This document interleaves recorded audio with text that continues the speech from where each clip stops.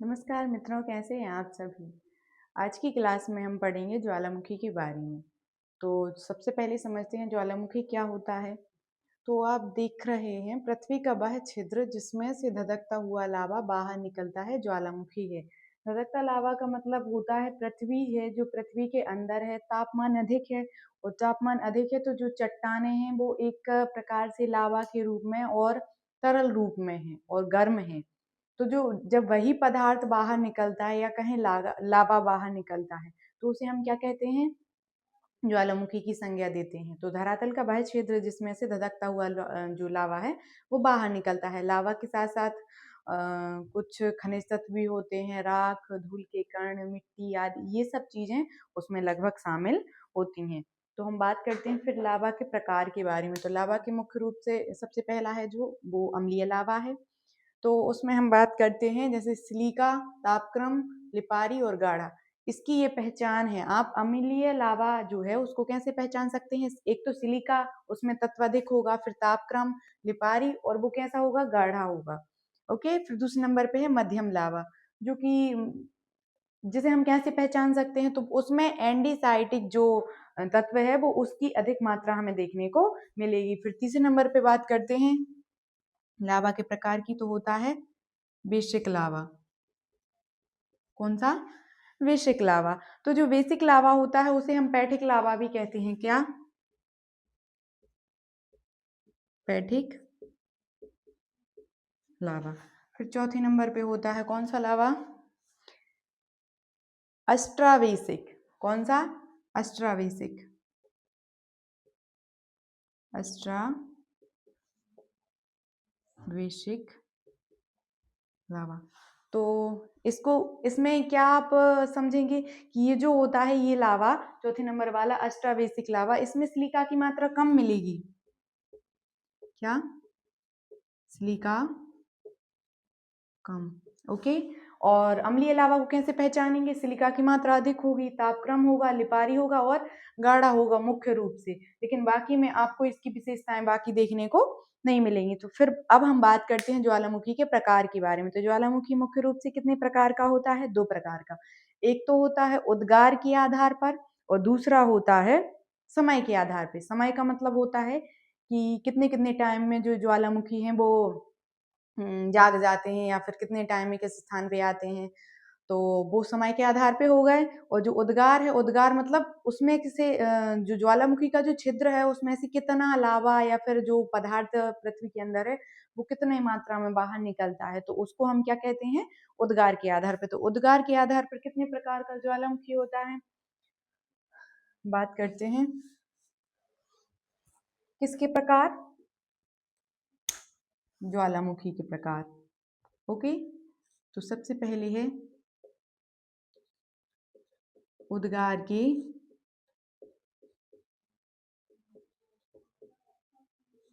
आधार पर। तो इसमें से सबसे पहले क्या है, दरारी उद्गार। दरारी उद्गार क्या होता है, आप समझें।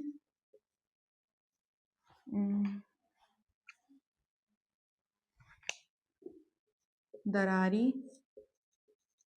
उद्गार, दरारी उद्गार क्या होता है आप ये समझें।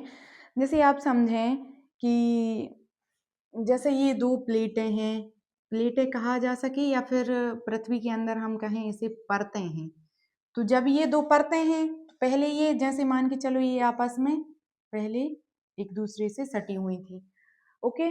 फिर इसके बाद ये जब दोनों अपनी विपरीत दिशा में खिसकें तो ये इस दिशा में आएगी और ये इस दिशा में जाएगी। तो जैसे ही ये खिसकेगी तो यहाँ से ज्वालामुखी मतलब जो लावा है पृथ्वी के अंदर से वो निकलेगा।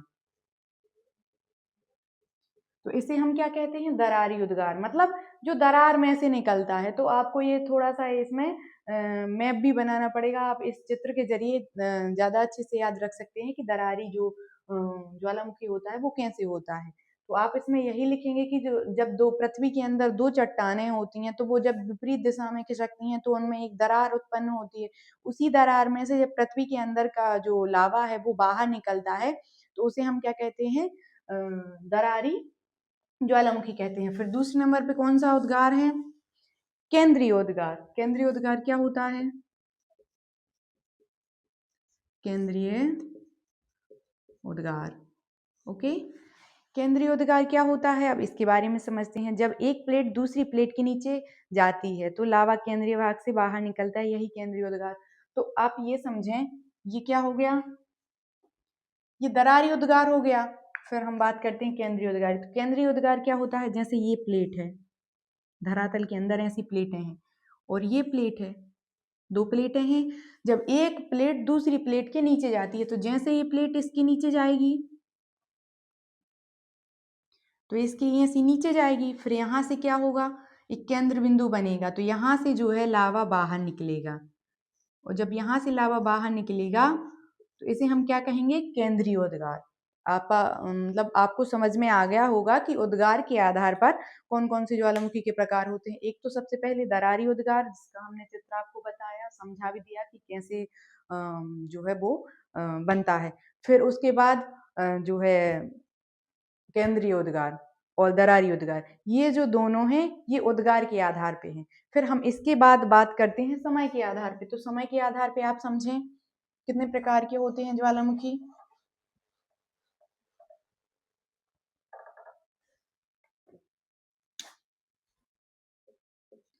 कैसा, समय के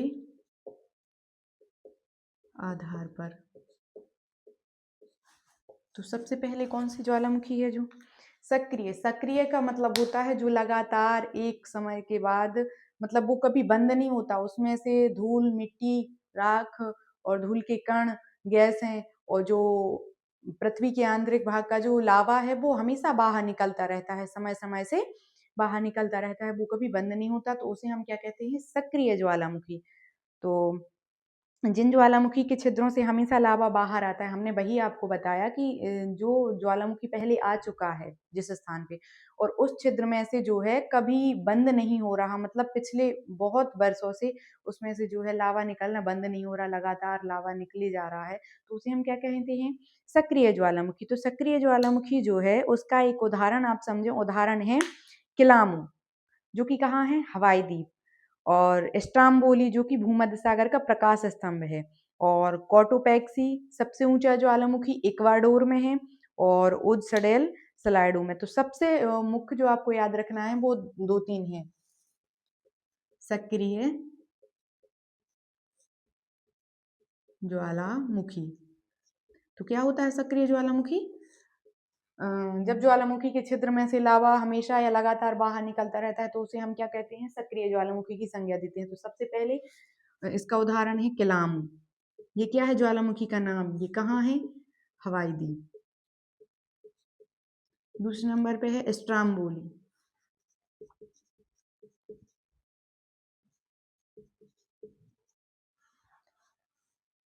कौन सा है, स्ट्राम्बोली, ये कहाँ है, ये है मुख्य रूप से भूमध्य सागर का प्रकाश स्तंभ। तो आप ये भी समझ लें कि इसे भूमध्य सागर का प्रकाश स्तंभ क्यों कहा जाता है। आप समझें कि जो समुद्र है, समुद्र में लगातार जो जहाजें हैं, जो जलयान हैं, वो लगातार चल रही हैं एक देश से दूसरे देश के लिए। तो जो भूमध्य सागर से जो जहाजें गुजरती हैं मुख्य रूप से रात के समय, तो जब वो गुजरती हैं तो ये जो ज्वालामुखी है इसमें से लगातार लावा और जो अग्नि जैसे है तो धधकता हुआ लावा बाहर निकल रहा है लगातार, क्योंकि ये सक्रिय ज्वालामुखी है।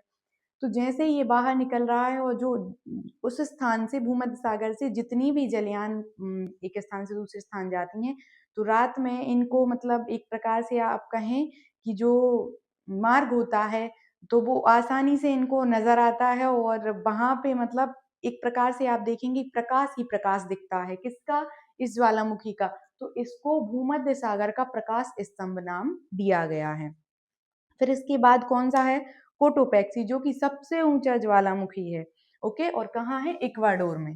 कौन सा, कोटोपैक्सी,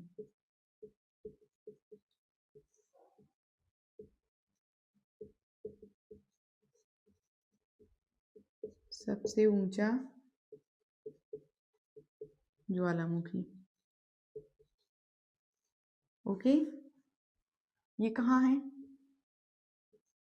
इक्वाडोर। ये मोस्ट इम्पोर्टेंट है, आप जरूर याद रखें। फिर दूसरे नंबर पे बात करते हैं कौन से ज्वालामुखी की। तो जो दूसरे नंबर पे है वो है प्रसुप्त ज्वालामुखी। प्रसुप्त ज्वालामुखी क्या होता है? प्रसुप्त ज्वालामुखी वो होता है कि जिसमें एक बार ज्वालामुखी आ गया, मतलब जिस स्थान पे एक बार ज्वालामुखी आ गया और फिर बंद हो गया, मतलब फिर इसमें ज्वालामुखी ना कभी आया और ना कभी जो धधकता हुआ लावा है वो बाहर निकला, और कभी भी जो ज्वालामुखी है उसके आने की संभावना भी नहीं है। तो उसे हम क्या कहते हैं? प्रक्षुप्त ज्वालामुखी। मतलब जिसमें एक बार ज्वालामुखी आया और फिर बंद हो गया, अब कभी भी ज्वालामुखी आ सकता है। मतलब एक टाइम के बाद ज्वालामुखी का जो लावा है वो बाहर निकल गया, फिर बंद हो गया, फिर उसमें कभी भी आ सकता है, मतलब कुछ समय बाद अ, कभी भी आ सकता है। तो वो है प्रक्षुप्त ज्वालामुखी, जो एकदम से मतलब जाग उठते हैं कि पहले सो गए और फिर जाग उठे, तो ऐसे ही इसका ज्वालामुखी का है कि ये जो पहले एक बार इसमें आ गया, फिर ये बंद हो गया, फिर इसमें किसी भी समय कभी भी आ सकता है, तो इसे हम क्या कहते हैं? प्रक्षुप्त ज्वालामुखी। तो इसके जो उदाहरण है वो मुख्य रूप से कौन कौन से है? विसुवियस, जो कि कहाँ है? भूमध्य सागर में। प्रसुप्त ज्वालामुखी। हमने क्या बताया इसकी डिटेल के बारे में? जिसमें जिन ज्वालामुखी में एक बार ज्वालामुखी आ गया और फिर बंद हो गया आना, लेकिन कभी भी इनमें ज्वालामुखी आ सकता है दोबारा से, तो उन्हें क्या कहेंगे हम? प्रक्षुप्त ज्वालामुखी। और सबसे पहले उसके उदाहरण में आप लिखें कौन सा? विषुवियस।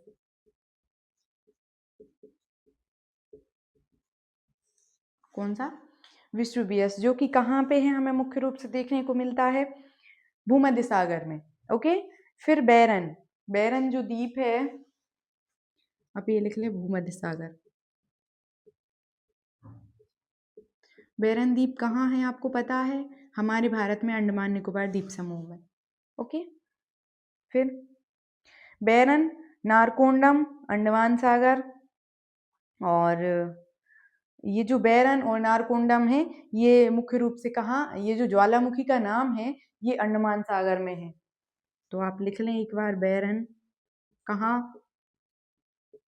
अंडमान सागर में। ओके। फिर इसके बाद कौन सा है? किलिमंजारो, जो विश्व का सबसे ऊंचा ज्वालामुखी है, और ये कहाँ पे है? मुख्य रूप से अफ्रीका। ये विश्व का मतलब प्रक्षुप्त ज्वालामुखी के अंतर्गत आएगा। कौन सा? किलिमंजारो। किलिमंजारो कहाँ है? विश्व का सबसे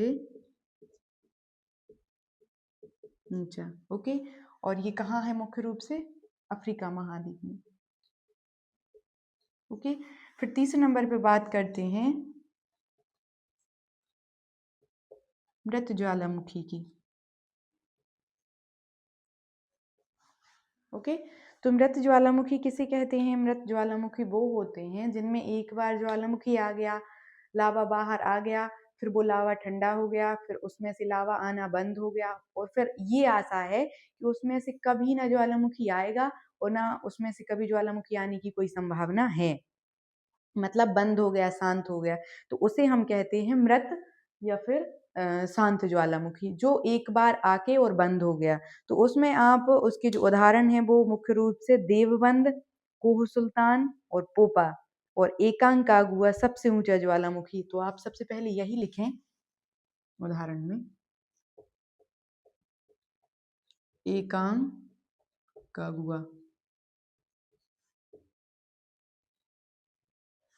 सबसे ऊंचा।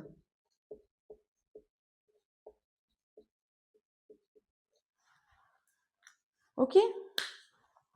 फिर हम बात करते हैं कि ज्वालामुखी का जो चित्र है वो कैसा होता है, तो हम आपको साइड में बना के बता दे रहे हैं कि ज्वालामुखी का मुख्य रूप से चित्र कैसा होता है।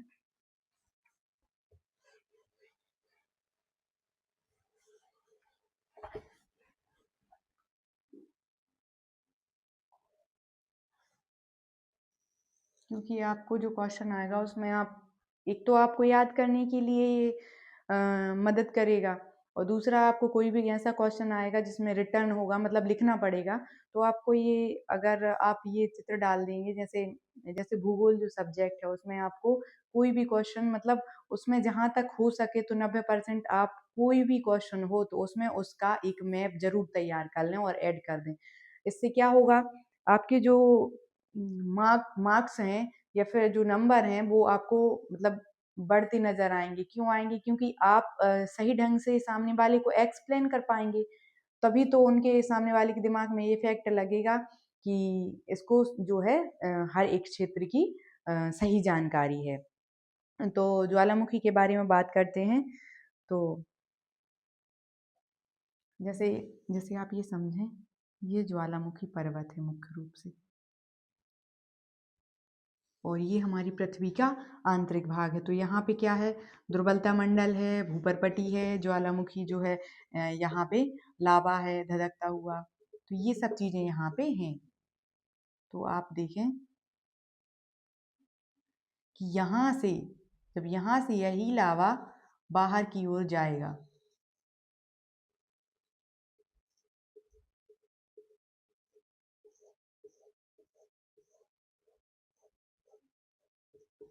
तो इसे हम क्या कहेंगे, ज्वालामुखी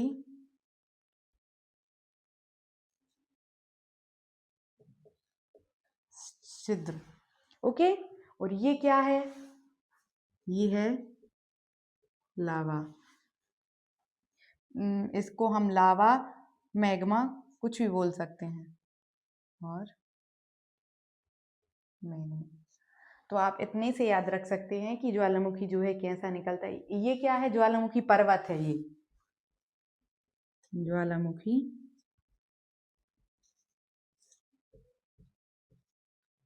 पर्वत। ओके, तो आज के लिए इतना। आशा है कि आप ज्वालामुखी व उसके प्रकार अच्छे से समझ गए होंगे। मिलते हैं एक नेक्स्ट वीडियो के साथ। धन्यवाद।